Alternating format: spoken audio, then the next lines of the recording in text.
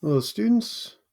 Welcome to our last session on Dante's Divine Comedy, Canto 34 of the Inferno, the last canto of that canticle. After which, Dante and Virgil will go on to Purgatorio or Purgatory, and then finally through Paradiso or Heaven. After Dante and Virgil leave level 2, the level of the lustful, they go through the next few levels, which also punish sins of the appetite. The lustful are guilty of their inability to restrain their sexual appetites. The other circles in this region include those who can't control their appetites for food and drink, those who can't control their appetite for wealth, and so on. Then the middle regions of hell are where people are punished for various forms of violence, violence against others, violence against themselves, that is, suicides, and violence against what Dante and to some extent the church, the Catholic Church, considered sins against nature, violence against nature. The lowest region of hell, Circle 9, Cocytus, is reserved for the worst sins of all, the sins of treachery, of betrayal. It's notable that Dante puts that kind of sin at the very lowest level, even lower than suicide, often considered the unforgivable sin, since there's no way that one can ask forgiveness for that um, or do a repentance for it.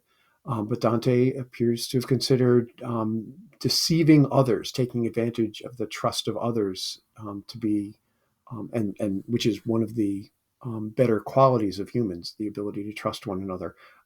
The treachery, deceit that takes advantage of that is the worst sin of all. Cocytus is divided into four separate sections. The upper level is Caina, or named for Cain, the son of Adam and Eve, who killed his brother Abel. So that is where those who are guilty of betraying their own family are condemned.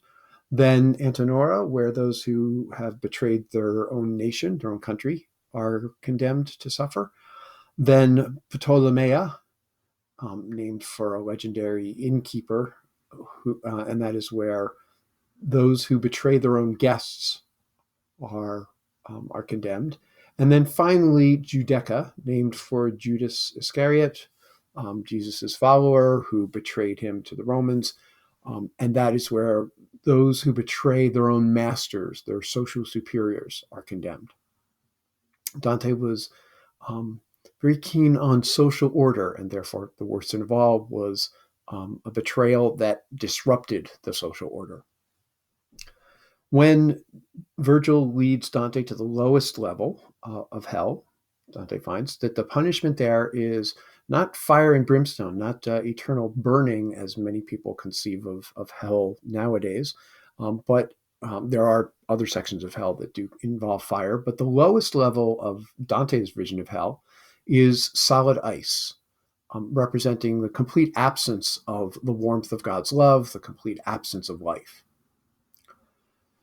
After Dante is led by Virgil through the upper three regions of Cocytus, they finally get to the lowest level of all, where Lucifer himself, who betrayed God, is punished by being locked in a lake of solid ice. And we also meet the three whom Dante considered the three worst human betrayers or traitors to their masters: Judas, Brutus, and Cassius, the last two of whom betrayed Julius Caesar. So when they reach the edge of the lake of ice, Virgil announces where they are by reciting what is, in fact, a parody of a well-known hymn in the Christian church, in the Catholic Church. So we'll begin right there, in the second column on this page. On march the banners of the King of Hell, my master said, toward us. Look straight ahead. Can you make him out, the core of the frozen shell? Like a whirling windmill seen afar at twilight, or when a mist has risen from the ground. Just such an engine rose upon my sight, stirring up such a wild and bitter wind, I cowered for shelter at my master's back, there being no other windbreak I could find. I stood now where the souls of the last class, with fear my verses tell it, were covered wholly. They shone below the ice like straws in glass. Some lie stretched out, Others are fixed in place upright, some on their heads, some on their soles. Another, like a bow, bends foot to face.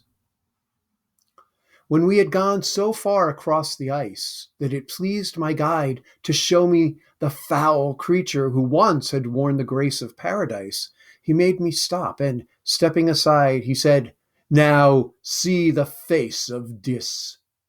Dis, as the footnote indicates, is one of the names from Greek mythology for the lord of the underworld. "This is the place where you must arm your soul against all dread." Do not ask, reader, how my blood ran cold and my voice choked up with fear. I cannot write it. This is a terror that cannot be told. That, by the way, is actually a device that Dante uses at multiple points throughout the epic, where he attempts to describe what he's seen, and then rather eloquently explains why it's impossible for him to put it into words. I did not die, and yet I lost life's breath.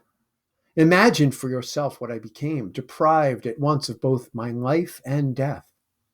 The emperor of the universe of pain jutted his upper chest above the ice, and I am closer in size to the great mountain the Titans make around the central pit than they to his arms. The reference to the mountain of the Titans is a reference to geography in another part of hell, where Dante had already said that the Titans, the giants who were the precursors to the Greek gods, form a great mountain that is compared to the size of an Alp, what he is to the size of an Alp. So in other words, they're just multiple times the size of the Alps. Now, starting from this part, imagine the whole that corresponds to it. If he was once as beautiful as now he is hideous and still turned on his maker, well may he be the source of every woe. With what a sense of awe I saw his head towering above me, for it had 3 faces. One was in front, and it was fiery red. The other 2, as weirdly wonderful, merged with it from the middle of each shoulder to the point where all converged at the top of the skull. The right was something between white and bile, the yellowish fluid excreted by the gallbladder. Not quite sure why he picks that particular fluid. It's distasteful, I guess. The right was somewhere between white and bile, and the left was about the color that one finds on those who live along the banks of the Nile. Under each head, 2 wings rose terribly, their span proportioned to so gross a bird. I never saw such sails upon the sea. They were not feathers. Their texture and their form were like a bat's wings, and he beat them so that 3 winds blew from him in one great storm. It is these winds that freeze all Cocytus. He wept from his 6 eyes, and down 3 chins the tears ran, mixed with bloody froth and pus. In every mouth he worked a broken sinner between his rake-like teeth. Thus he kept 3 in eternal pain at his eternal dinner. For the one in front, the biting seemed to play no part at all compared to the ripping. At times the whole skin of his back was flayed away. That soul that suffers most, explained my guide, is Judas Iscariot, he who kicks his legs on the fiery chin and has his head inside. It always seems to me that given that Judas would be, according to Christian belief, the very worst human sinner ever, that the image we have of him is this very undignified one of just his lower half kicking at Lucifer's chin. Of the other 2, who have their heads thrust forward, the one who dangles down from the black face is Brutus. Note how he writhes without a word. That's a reference, by the way, to the fact that Brutus was identified himself as a follower of the philosophy of Stoicism, which preached that one's moral worth, was defined by one's ability to endure sufferings patiently and silently.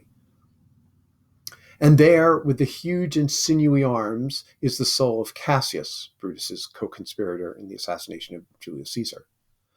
But the night is coming on, and we must go, for we have seen the whole. Then, as he bade, as he ordered, I clasped his neck, and he, watching for a moment when the wings were open, reached over dexterously and seized the shaggy coat of the king demon. Then, grappling matted hair and frozen crusts from one tuft to another, clambered down.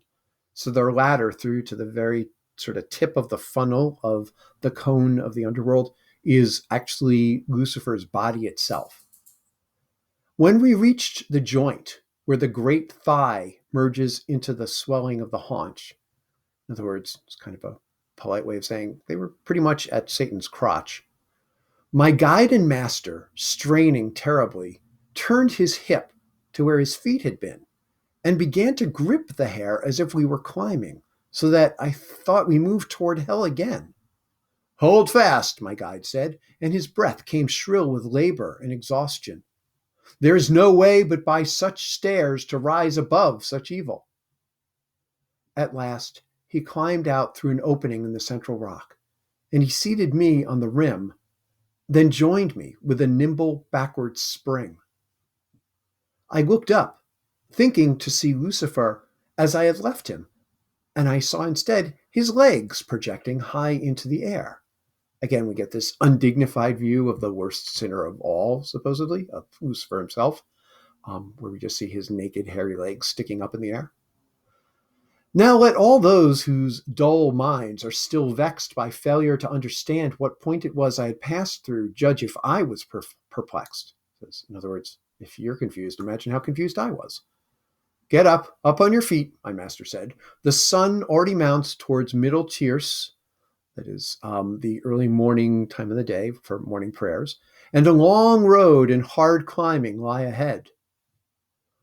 It was no hall of state we found there, but a natural animal pit hollowed from rock, with a broken floor and a close and sunless air. Before I tear myself from the abyss, I said when I had risen, oh, my master, explain to me my error in all this. Where is the ice? And Lucifer, how has he been turned from top to bottom? And how can the sun have gone from night to day so suddenly? And he, to me, you imagine you are still on the other side of the center, where I grasped the shaggy flank of the great worm of evil which bores through the world. You were, while I climbed down, but I turned myself about. You passed the point to which all gravities are drawn. That's what he explains why Dante felt like they were climbing downhill, and then he thought they were climbing back up against gravity. He says, because we passed through the center of the world, so gravity was pulling you down, and then when we went through the center, we were walking against gravity. You are under the other hemisphere where you stand. The sky above us is the half opposed to that which canopies the great dry land. Now, keep in mind, people may think that people of the 14th century, the 1300s, when Dante wrote this, thought the world was flat, but as I hope you know, it was well known since ancient times that that the world is in fact a globe, or a globe shape, and the description that Dante is giving of the shape of the earth, whose center is the lowest point of hell, reflects that. And not only an understanding that there are two hemispheres, that the earth is shaped like a globe with a northern and southern hemisphere, but he also even seems to have intuited somehow that the southern hemisphere is more water than land, because he says we're in the half opposed to that which canopies the dry land. Under the midpoint of that other sky, the northern hemisphere, the man who was born sinless and who lived beyond all blemish came to suffer and die. You have your feet upon a little sphere which forms the other face of the Judeca. There it is evening when it is morning here. And this gross fiend and image of all evil, who made a stairway for us with his hide, is pinched and prisoned in the ice pack still. On this side he plunged down from heaven's height, and the land that spread here once hid in the sea and fled north to our hemisphere for fright. So, in other words, when Lucifer was hurled out of heaven, he was hurled towards Earth, and he struck it in the southern hemisphere, supposedly. All the land, seeing him coming, scurried to the northern hemisphere and formed the great continents there. And that's why Satan's upper torso is the part that got wedged into the middle of the globe. And it may be that, moved by that same fear, the one peak that still rises on this side fled upward, leaving this great cavern here. Virgil, or Dante rather, describes in the second part of the book, he describes purgatory as being a great mountain on the opposite side of the world from Europe and from the landmass that Dante knows. Down there, beginning at the further bound of Beelzebub's, or Lucifer's, dim tomb, there is a space not known by sight, but only by sound, of a little stream descending through the hollow it has eroded from the massive stone in its endlessly entwining, lazy flow. So, in other words, this is the stream that they will follow, the stream of Lethe, the stream of forgetfulness, that they will follow to the base of Mount Purgatory, which then they will climb in the second part of the book. My guide and I crossed over and began to mount that little known and lightless road to ascend into the shining world again. He first, I second, without thought of rest, we climbed the dark until we reached the point where a round opening brought in sight the blessed and beauteous shining of the heavenly cars, meaning the heavenly chariots, in other words, the stars. And we walked out once more beneath the stars. And that's the last line of the Inferno, where he escapes from, or emerges from, the darkness of the underworld, gets to see the stars again. And the word stars, which is an important part, the concept of stars, the image of stars, is an important motif throughout the entire Divine Comedy. It is, the Italian word for star stella is the last word of each of the three sections. So it is one more way in which the entire epic poem, massive epic poem, is unified. So that's it for Canto 34, the last canto of the Inferno of Dante's Divine Comedy.